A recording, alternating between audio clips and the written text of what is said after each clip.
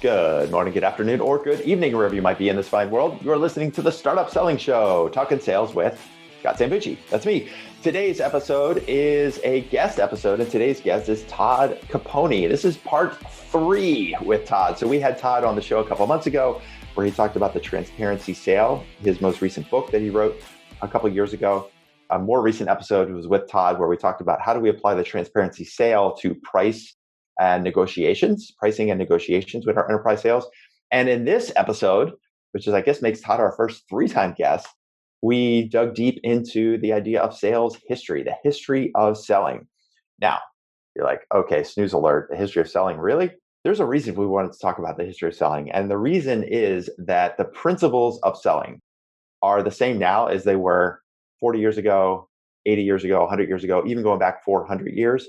And in today's world, with so much change happening, needing to sell to the CFO, working on accounts in Zoom, with all of the technology that's available to you, it's so easy for us to get lost in these what we think are the new ways of selling, the ways we think we should be selling, and forget about what the core principles are. How do we relate to people? How do we show up the right way? How do we communicate with people? And so Todd is one of those people that's just gone back through history, and he's read books and magazines and other publications all related to the history of sales and what makes for a great salesperson, what makes for a great selling culture, what are the core principles that makes for somebody to be able to represent themselves and their company the right way.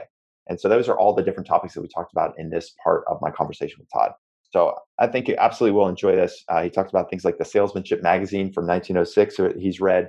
He talked about books from a guy named Percy Whiting published in 1947. He quoted Woodrow Wilson, who specifically referenced salespeople in 1916. So lots of really great stuff. I think you're going to enjoy it, not just because of the references and that this is a little bit of a twist of our normal podcast that we have here, but I think most importantly for you, it's going to be very, very tactical and how you as a sales leader, as a leader of a company, can use this as an opportunity to take a look at your own sales culture and your own sales approach and your own sales principles and see whether or not you're actually aligned with the way we should be selling, whether it's in 2020, 2021, or in 1906. Okay, so that's it for now. Let's head over to my conversation with Todd Caponi.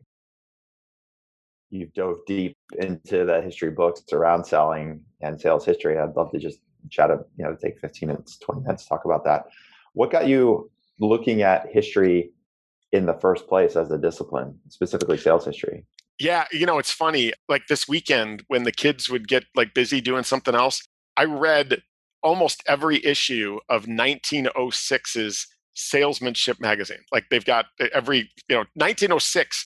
I don't actually know what triggered it other than as I was doing all of my research around writing the book, The Transparency Sale, I kept finding references back. And I was given a book, and it's over my shoulder here, and it's called The 5 Great Rules of Selling by Percy Whiting. It's 1947. And he references books that go back. So I would go look those up. I found a few. I've got a book here that if for anybody who's watching this is a 1918 book called The Art and Science of Selling. It smells fantastic. But I keep going back. And here's a couple of things that I found. We have what we call sales influencers today, right? There were some amazing sales influencers back then that had it figured out.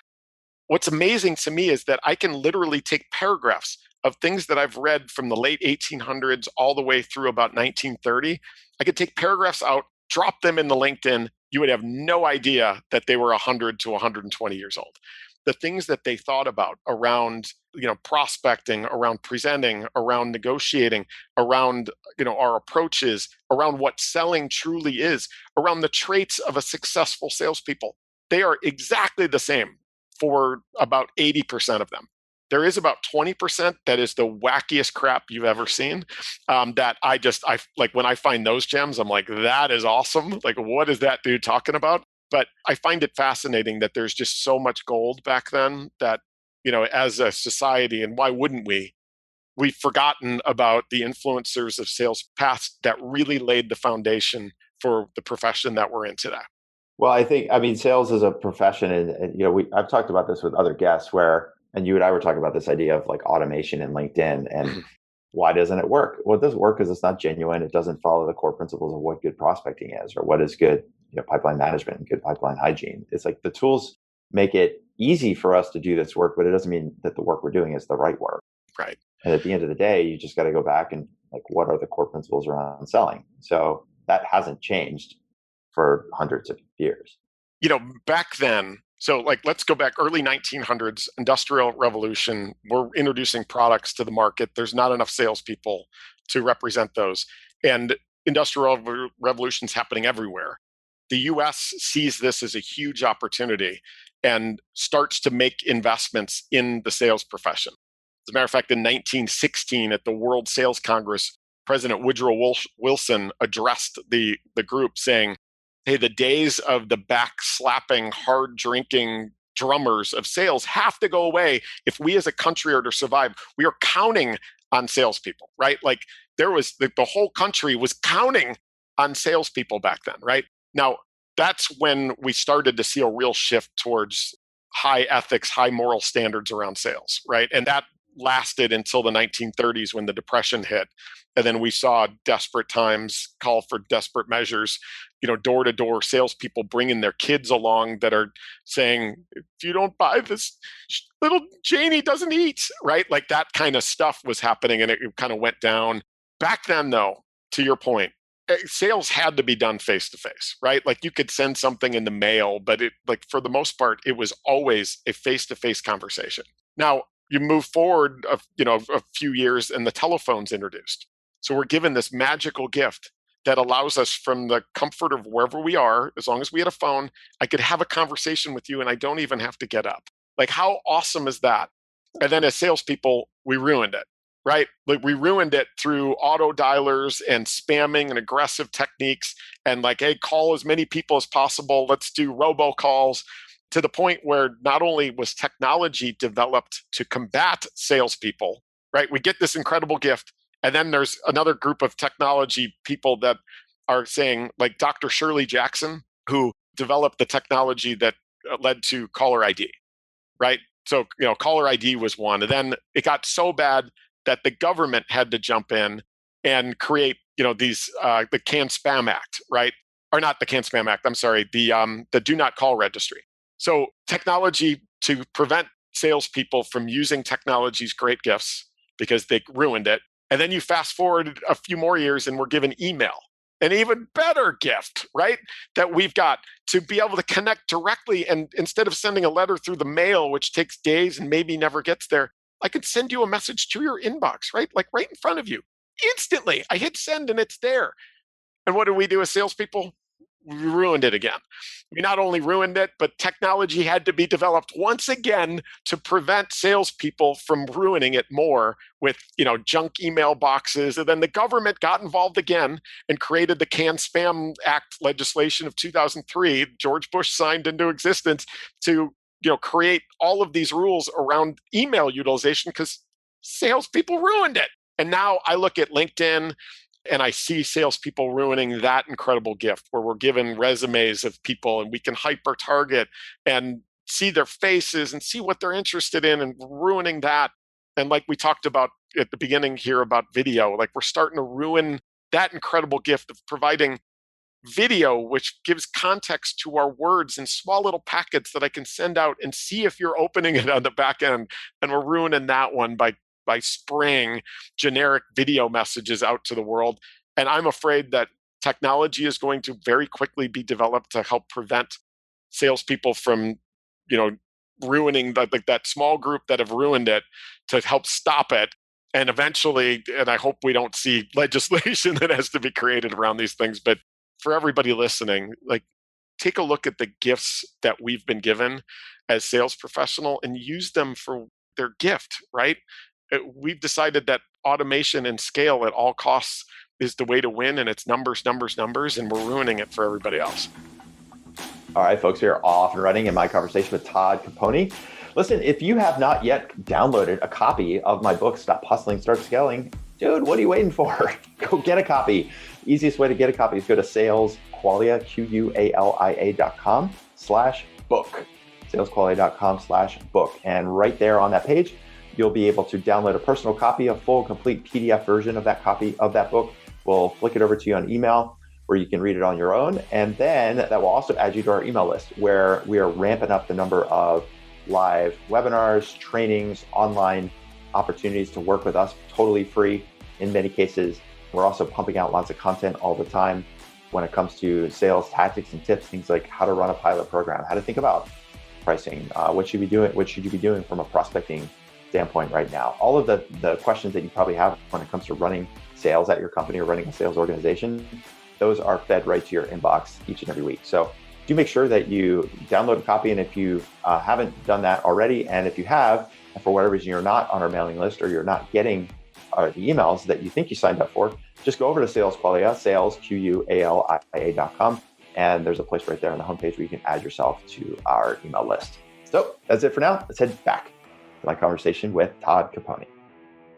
So with this, I'm curious about some of these books that you read, Percy Whiting, 5 Great Rules of Selling, and the book from 1918, Art and Science of Selling. Was there anything in particular in those books that stood out for you that are these age-old lessons that somebody today who's thinking about sales as automation or thinking about sales as how many touches can I make into a sequence? Like what's one or two of those core principles that you found, even go back 400 years, the Greek philosophers? Well, I'll tell you, one of the things, and again, I've probably read 20 books from that period of time. Like that's my weekend nerdery. And then I'm reading magazines. I found an article from the May 1921 edition of Tractor World magazine, of all things, Tractor World magazine. And it listed the 10 qualities of great sales professionals. And like, are you one of these? And those 10 are exactly the 10 for today. It's things like that why don't we do these things, right? And it's about, taking pride in your work. Like they're taking pride in your appearance, sure. But like, there's one quote from a book by Arthur Dunn that really stood out to me too. Arthur Dunn, I think it was 1918. It's a book called Salesmanship. And his quote is, if the truth won't sell it, don't sell it. And I was like, that, like I had tears rolling down my eyes reading that one. I was like, that is awesome. And, he's just like, lies are tools of the weak. Like he goes through this whole rant about it. But, my point being, the qualities that made great salespeople of yesteryear are exactly the same qualities as today. And yet many of us can only check 8 of the 10 boxes. And it's amazing to me. Like we knew it's all 10, and yet we still don't do many of those things. And I think there's just a real opportunity there. Yeah. Well, the appearance one is interesting because I remember as a sales rep, I used to sell college textbooks on university campuses. And one of the now older sales gurus I used to listen to and read is Brian Tracy. Yes. You probably know pretty well. I got one of his books back here. Yeah. Yep. And he talked about the personal appearance. Like he had a whole part of his psychology of selling, and a lot of his book is around like how are you dressed and how do you present yourself. And one of the things that he referenced was get a haircut every 2 weeks. Because every time you see your prospect, you don't want to appear different, right? And in a way, I took that to heart in the sense it was interesting. Not that, yeah, it was interesting. And so what I did just to help with keeping my life easy, I went around campus always had to wear a tie. I didn't have to, but I did. Like the successful reps in our company always, dressed up a level or two above professors. And I just had like 7 white shirts that I got, like these 7 Van Heusen shirts that were probably like $20 each because that's all I could afford. Yeah. And I had like, 10 ties that I bought. And that was my uniform for the day. And I can tell you when I was on campus, like I was dressed differently than students. I was dressed differently than professors. But there was a certain part of that made me feel really good. It made me feel really proud. I remember even when I was interviewing for that job, I used to sell cabinet doors to cabinet manufacturers. And I drove like a pickup truck and I could wear, like a golf shirt and jeans or khakis. But I remember when I was interviewing for this job, I was talking to my uncle and he said, why are you so excited about this job? I said, I just want a job where I have to wear a tie every day. I was like 22 at the time, now I'd never wear a tie. But at the time it was like a thing for me. I really wanted to have this appearance. I wanted to feel really good about myself. And there was something about that. Getting up in the morning, putting on the shirt and tie, like crisp, get in the car and go to campus. It was like a thing and it made me feel really good. And I think that's something, if you're doing door-to-door sales, whether it's now or 100 years ago, like you had to show up and look good. Yeah. Yeah, there's some amazing stories from the past too about just the impression that you make by the way that your appearance, right? Now, the behavioral science recently I've discovered is this idea that confidence is contagious too. And what I mean by that is when you come across somebody who is scared or nervous, that actually lights up part of your brain, the fear or lack of confidence in what you're hearing or the interaction. When somebody comes up to you who's confident, it also lights up that part of our brain, the confidence sector of our brain, and we become more confident as a result.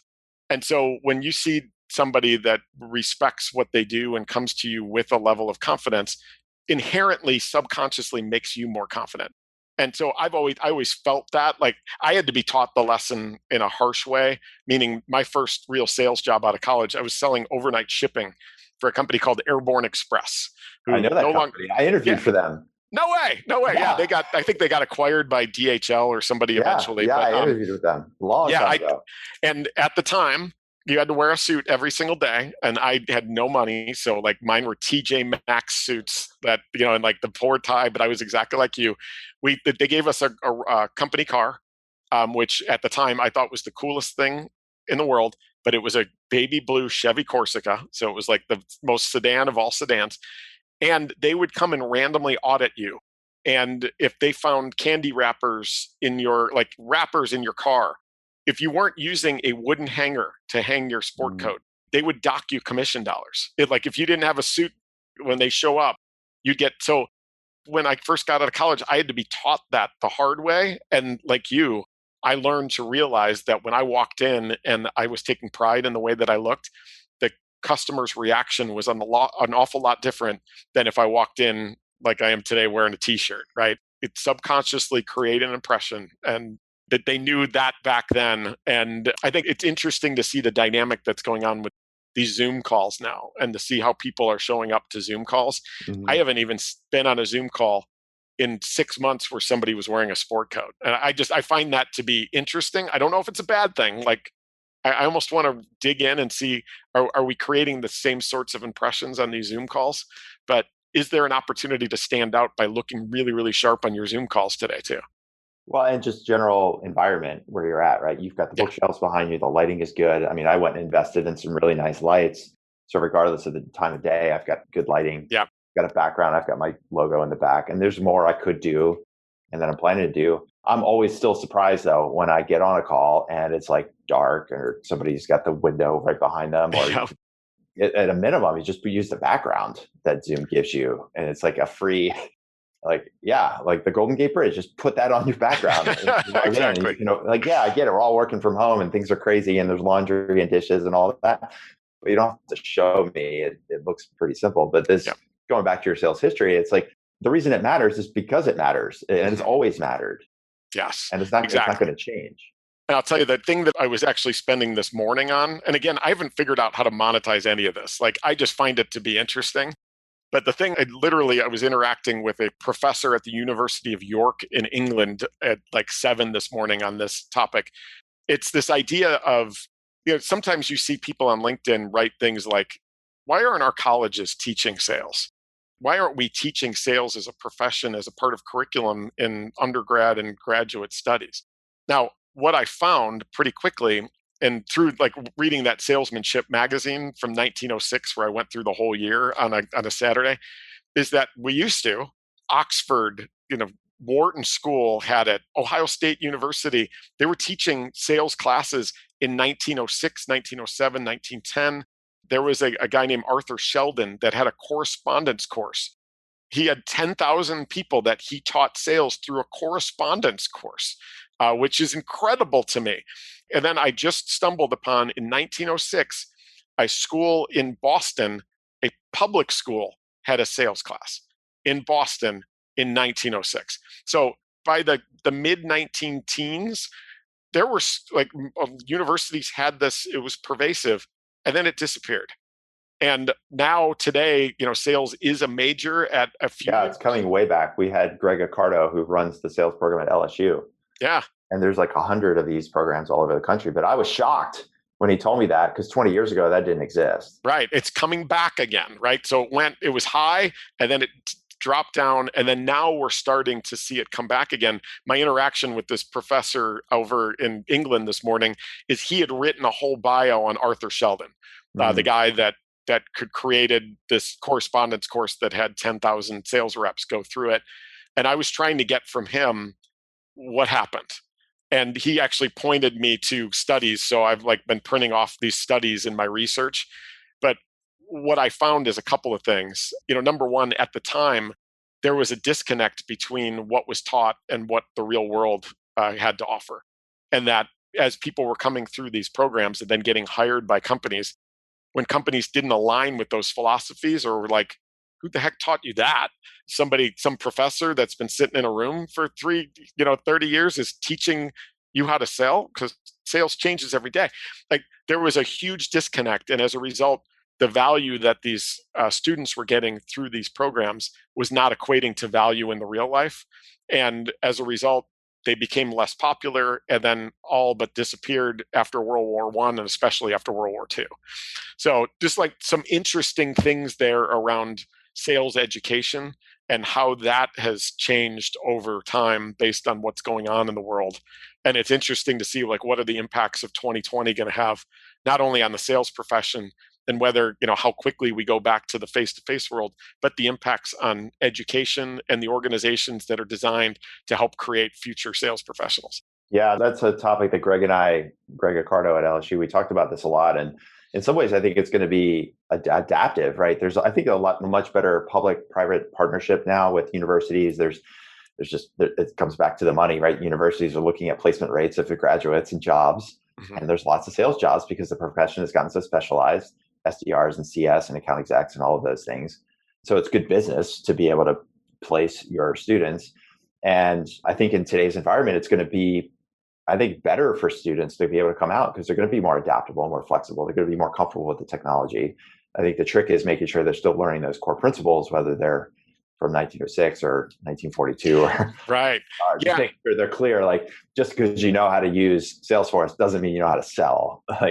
Right. Exactly. And one of the things, though, when you look at post-recession economies, that as you hit post-recession economies, the desire for companies to hire people fresh out of college for sales roles goes down because you either have a higher supply of experienced reps that in combination with that higher supply are willing to take jobs at a lower pay.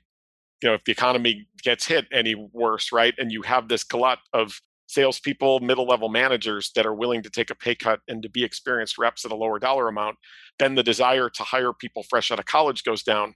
If the desire to hire people fresh out of college goes down, then the demand for those types of curriculum in college, because their prospects of getting jobs right after college goes down, that's when you start to see these things disappear again from what I've seen through history. So it's just something that we all sell. It doesn't matter if we're a CFO or whatever role we're in, we sell. So there's tremendous value to having that curriculum, but it as a major and as a full course where I think is going to hinge a lot on the economic prospects of getting hired post-sales or post getting your degree, just like you said. If that placement's high, universities are going to continue offering it as a structured course path. If that placement rate starts to go down because of the economy and because of the supply of sales reps, you're going to start to see that go from 100 maybe back down to 80 and 60 again. It'll just keep going up and down from what I can tell. Yeah, I'm optimistic that there's going to be increasing demand for salespeople, just like there's increasing demand for engineers. I think the field has gotten so specialized and the knowledge base that's required is so specific that I think there's just a place that, we're seeing it in the startup world. People are getting hired. And I know as a hiring manager, if I see somebody who's going to drop down into a role, I'm always nervous. I'm like, well, what does that mean when the next new opportunity, when that managerial position does open up in 2 years and the economy does turn around, are they going to jump ship? Versus if I know somebody who's been well-trained, maybe has some internship experience, the startup cost might be a little higher for me. Yeah. But, the long-term benefit could be much greater. Yeah. Well, dude, I want to be respectful of your time. We're coming up here to the bottom of the hour so quickly. Yeah. I'll enjoy the conversation as always. So glad to have you back on the show. And so just as a final wrap up, What's your any last message that you'd like to share with people listening? And if there are any causes or anything outside of the sales world that you'd like people to pay attention to, I'd love to hear about those. Oh man, that's good. I mean, my parting thought is, just to take a serious look at embracing transparency. I mean, again, the data tells us that transparency sells better than perfection. We've seen it in consumer behavior. We've now see it in the research, and the proliferation of information means we have to do it anyway.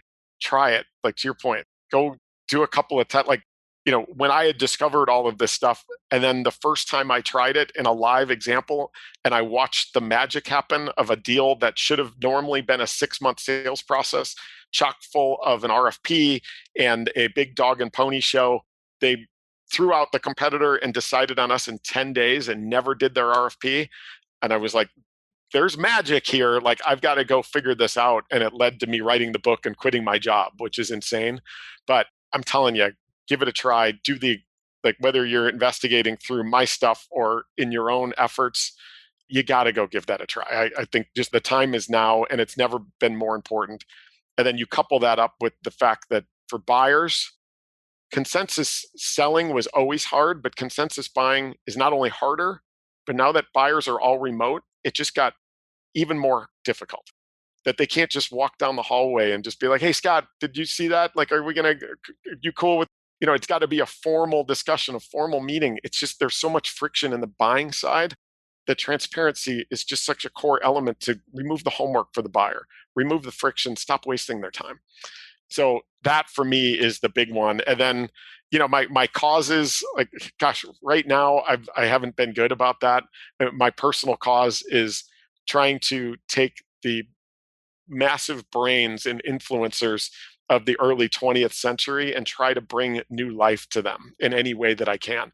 I haven't figured out quite how to do that, but on Thursdays, I post something having to do with sales history on LinkedIn, so every Thursday. And then I've also created a Twitter handle called Sales Historian, where I post a quote from sales history every single day at noon.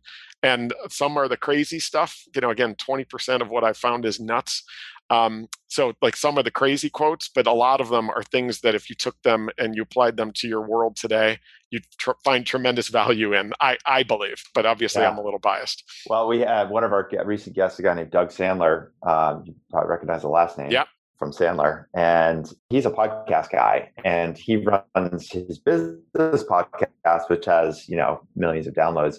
He also runs a podcast for, if I remember correctly, was it Mustang owners from like whoever owned like early year Mustangs. It was like from 1974 or 64 to 68 Mustangs. Like he has a podcast about that. Yeah. Or I'm getting this topic probably a little wrong. What he would tell you is you should just get like a podcast and call it the Sales Historian podcast, because even though he only has like a couple hundred listeners, he's like, they're the most diehard listeners of any podcast, because even though he has millions of downloads for his business podcast, he's like, the people who listen to that show, I know they listen to that show. Yeah, I did think about that. I was trying to figure out what's the best way to go about building that. And yeah, I worry that there maybe wouldn't be many people doing it, but I've been like suffering for an outlet because, again, I mean, I'm stacked with like. Don't worry about many people, man. I mean, there's millions of salespeople out there. Yeah. And it's just find a couple geeks like us. Right. It would be so gratifying to know you had like 50 dedicated listeners who are listening to every show. Yeah. Outlet, and then from there you could build content and figure out what else to do with it. Yeah, I mean, I think for the most part, a lot of it would just be monologue of me, telling stories and bringing some of this stuff to life. But I know there's some people like Jeffrey Gitomer, for example. My understanding is that Gitomer is a huge sales history buff. Oh, he would be on your show in a heartbeat. Yeah, I think there's some opportunities to bring some really thoughtful minds that have, and then like I would just love to interview people that.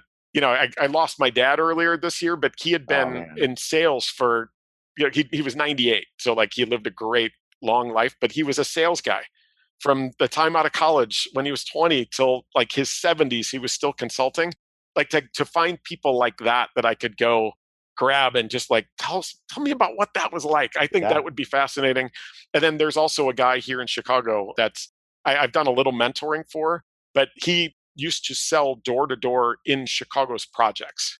Wow. So like he was going into the cages and selling door to door, and like his stories Man, I would love to bring some of those to life. And those are like 30, 40 years old. But Yeah, I think that there's you should do that. Yeah. I might need your help in how to Yeah, man. optimize it. But I'll be a guest or I'll help out. Happy to that's help. awesome. Yeah, I gotta have you on too. We can Yeah. Anything you need. That's awesome. All right, man. Well, listen, time to wrap up. Dude, it's so good talking to you again. At some point, I'd love to get together and share a beer or two. Absolutely. Talk about this in days future. For now, so glad we have Zoom. Thanks for writing the book, The Transparency Sale. Thanks for joining the show a second time.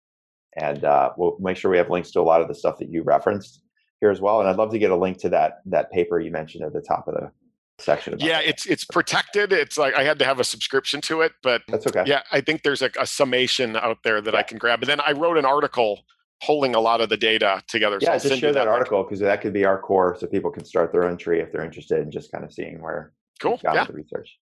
That's great. All right, Todd. Thank you. Dude, good to see you. We'll do it again. All right, dude. Thank you. Later.